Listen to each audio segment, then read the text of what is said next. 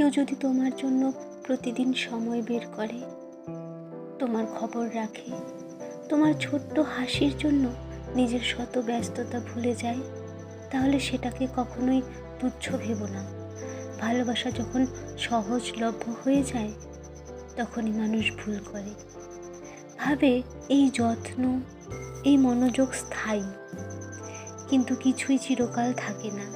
যে মানুষটা তোমার প্রতি খুঁটিনাটি মনে রাখত, তোমার প্রতিটি কথায় গুরুত্ব দিত, তার ধৈর্যও একদিন শেষ হয়।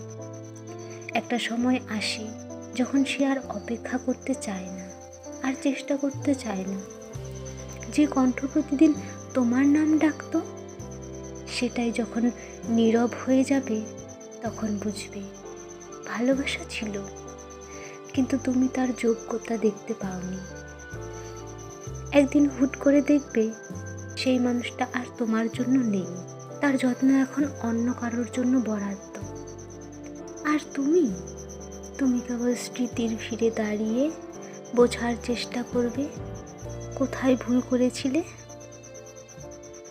কিন্তু তখন আর কিছুই বদলাবে না, কারণ ভালোবাসা অবহেলা সহ্য করতে পারে না। একবার চলে গেলে আর ফিরে আসে না।